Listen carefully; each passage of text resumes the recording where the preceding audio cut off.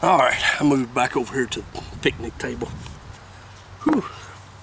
Got in the shade. And no, honey, I'm not chopping on our picnic table. I got a block of wood here.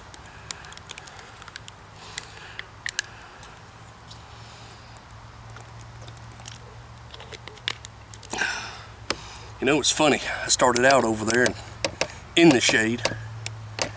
And the more I cut, the less shade I had. Go figure. Oh. I'm going to try to do a little bit of both here. Get some carving in with both of these. Cut this down real quick, about right there.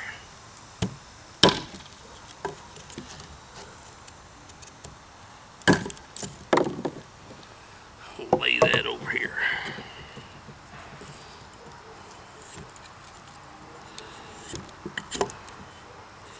When it comes to this, this is where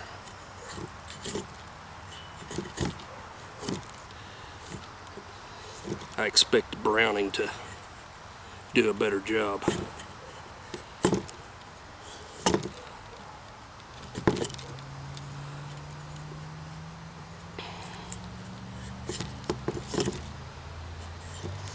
Again, it comes back to tool for the job, so anytime you're using a hatchet or anything like that to carve with, you're going to get a lot of wrist fatigue, mainly because you're holding that whole handle up all the time. So you're going to get a lot of fatigue from that, more so than if you're using it this way. But again, it's not designed for these kind of tasks.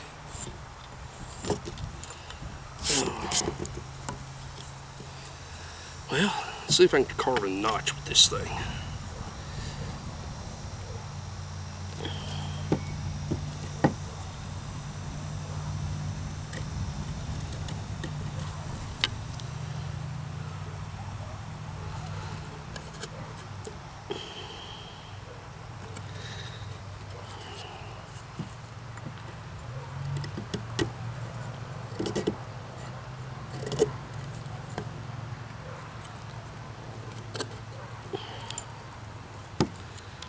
Yeah, it's doing it.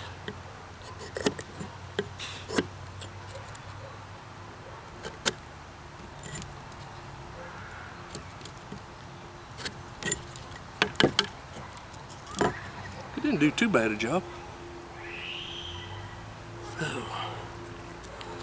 Let's lay that one down. Pick up this one. I know y'all saw that thing jump out of my hand earlier.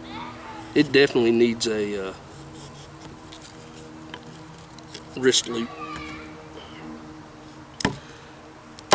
because when you choke down on it and get down on this part of the handle, which is where I was at, there's not a whole lot left back here to hold on to. Oh.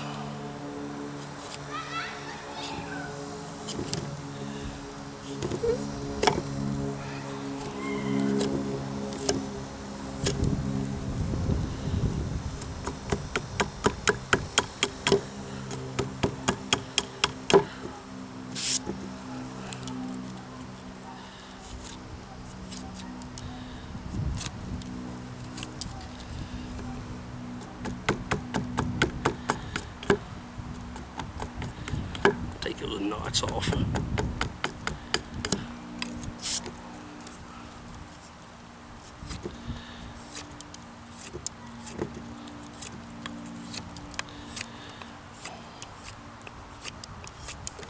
Oh, now let's do a notch with this one.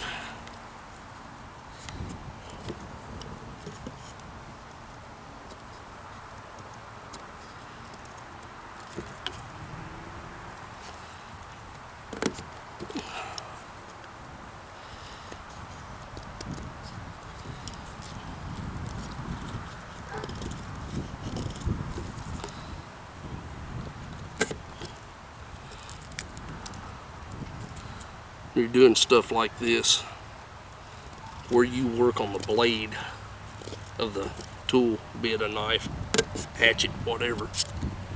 Where you work at on that blade will also determine how much wrist fatigue you get. If you work back closer to your hand like this, it causes a whole lot less fatigue than if you're trying to carve out here.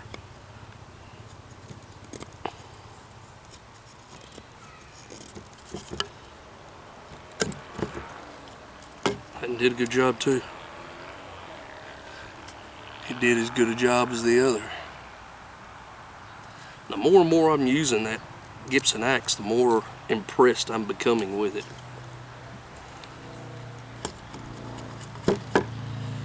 Oh.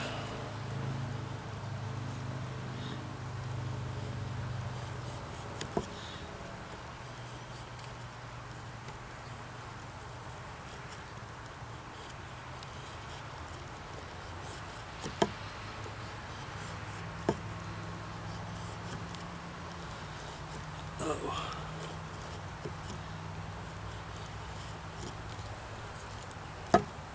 Now, if I had just one tool to take, would I take the Gibson axe or the Browning?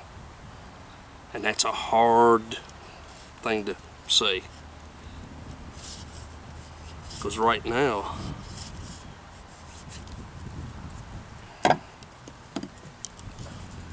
aside from the wrist fatigue of having to hold that handle up on this one,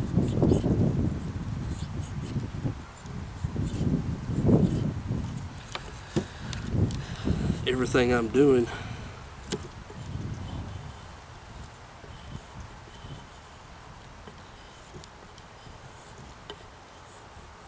the Gibson axe seems to be doing just as good a job.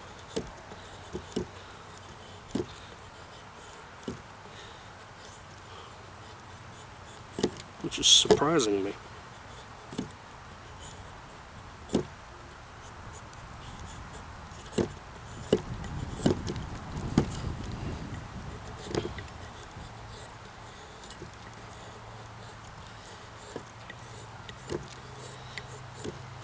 Huh.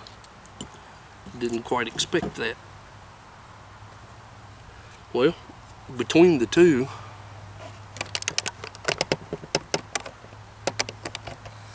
if I had to choose, I think really I'd have to go with the Gibson axe. Yes, it causes a little more wrist fatigue using it this way, choked up compared to the Browning, but it chops better, it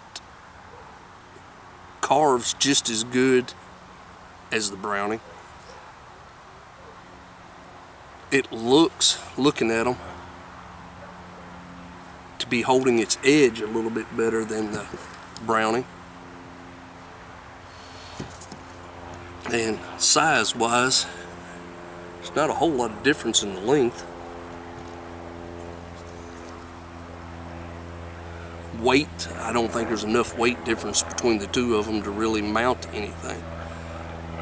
Now the advantage the Browning has over the Gibson axe is the Gibson axe only comes with a mask, so you've got to stick it somewhere. There's no way to hang it on your belt or anything like that, where the Browning does come with a sheath. Now granted, this ain't the one it come with, I made this one. And then the other advantage is when it comes to a ferrule rod. The Browning does have its little sharpened section on the back side that allows you to scrape a ferrule rod, where the ESEE, I've been all over it, and the only place on it that's sharp enough to scrape a ferrule rod is the actual edge, and I don't like doing that. That edge is more important to me for cutting purposes than it is for scraping a ferrule rod. Well, I hope y'all have found this interesting. I hope I've maybe answered some questions in using it that some of you may have had. Daggone airplanes. We live close to a little airport, So we get airplanes all the time. I had a flashback there for a second from the Joe Robinette video I watched earlier today. It seems like every time he goes out, he has a plane. It seems like with me, every time I get in the backyard, I either have kids yelling or have a train go by. So hope y'all enjoyed this. If y'all have any questions, comments, let me know down below. Subscribe. Keep coming back. I'm going to keep putting up more stuff. Y'all have a good day.